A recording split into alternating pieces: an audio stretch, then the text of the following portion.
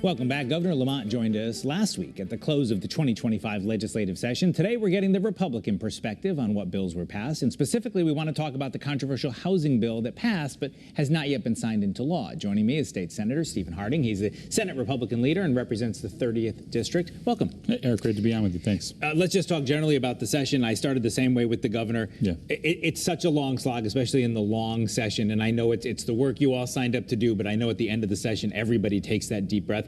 Just looking back generally, how do you think it went? There's a lot of frustrations, I would say, specifically regarding the budget. The governor has always seemingly been on our side as Republicans in standing by the fiscal guardrails, preventing tax increases.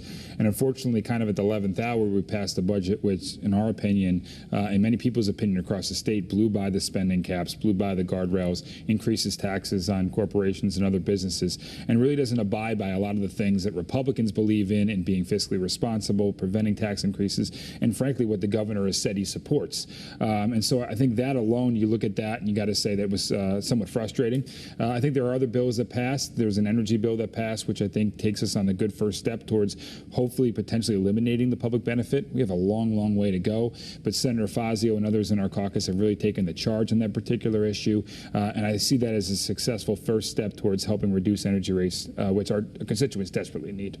I want to go through a couple of those specific things you talked about throughout the interview, but I want to start with this housing bill because it's really almost picked up steam in how much commotion is surrounding that bill since it passed, right, with so many people speaking out. And if you're on social media, I think in Connecticut, you're getting, fed stuff in your feed that relates to it.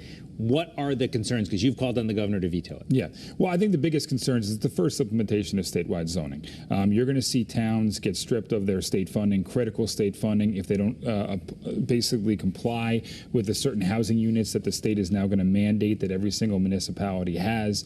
It creates other structures in which statewide zoning would overtake local zoning control. And as I mentioned on my floor speech, this is the first big step in a decade, as I mentioned, that strips away local control and implements what many people in Hartford and the Democratic majority would like to see, which is a statewide zoning effort. It is a dangerous first step, and I think it is dangerous in terms of, as I mentioned, communities having their funding stripped if they don't abide by a certain amount of housing units. I've never seen a bill like that, and that's the reason why I'd like the governor to veto it. Even the governor has heard it from his own Democratic colleagues in different communities throughout the state who have urged him also to veto this and has joined other Republicans in urging him to do the same. And certainly there have been a lot of people speaking out from all different parties and perspectives to say that they're opposed to this bill, and it has been a big outcry.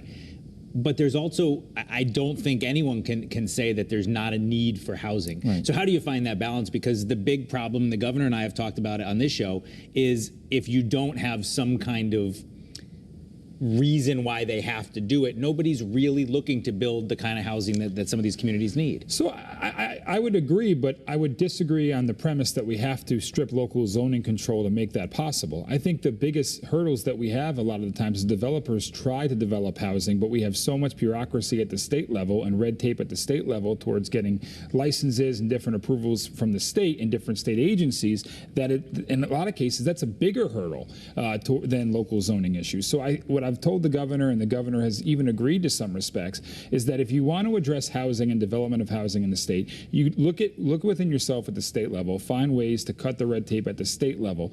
Don't go to local communities and strip their local zoning control to do it. That is not the best mechanism to do it. Keep zoning local, keep planning local, work with the municipalities within their schedule to develop housing and develop other development, and cut the red tape at the state level. That's where our focus should be. That's what Republicans have been saying, and that's what our focus is going to continuously be if we happen to go into special session to address this issue. I was just going to ask you real quick, because I want to talk about other topics, but there's speculation that the governor may just have parts of this bill he doesn't like and want a special session. You put out a press release calling that a joke. It is a joke. I mean, the governor should have a backbone. If his mechanism by which to stop a bill he does not like, which he said he doesn't like this, is to veto it. And so what we're saying as a Republican Party is the governor should do his job, veto the bill.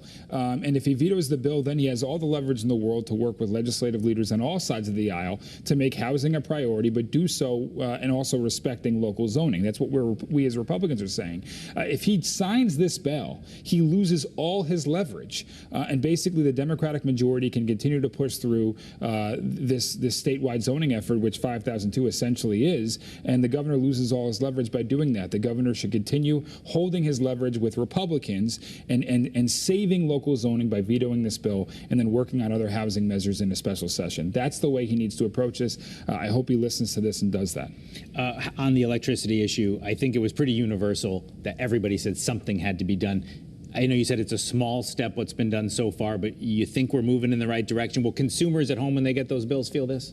They will slightly, but it's not nearly enough. And frankly, I would have hoped that the Republican plan that Senator Fazio, myself, and the entire Senate Republican caucus put out, which would have completely stripped away the public benefit charge, would have provided hundreds of dollars, if not thousands of dollars a year in relief. I wish that passed. Democrats did not support that effort. It would have also moved us away from very unaffordable energy initiatives that the state still is working on and baking into your public benefit charge. All those things I wish could have passed, but this is a significant first step. It does eliminate some programs out of your public benefit charge. It does reduce it in other areas. It's a good first step in acknowledging what Republicans have been saying on the campaign trail for well over a year now, that the public benefit charge is nothing more than a hidden tax that has nothing to do with your electric bill, and it's just driving people out of this state and making it more and more unaffordable. Just 1 minute left, and there was an article in the Connecticut Mirror about you. Mark Pasniokis wrote it, and it said that the small caucus was trying to make a loud noise, and you've been outspoken since taking over as head of the Republicans in the Senate. Yet you had a bomb threat at your house, and that's something that both parties condemned. Connecticut, the governor says a lot. Connecticut is different than Washington, and we can disagree but still get along. How do you run that line of pushing the Republican points in a minority party? You could do both, and I think we have 11 incredible senators that all speak with a loud voice for their constituency, and I think we're always going to be loud and proactive when we see things that we don't like, but at the same time we're always willing to work in a bipartisan fashion to make this state a better place. And so you can do both, and I think we are doing both in our caucus. All right, Senator Stephen Harding, thank you for being with us. Hopefully we'll have you back. I look forward to it.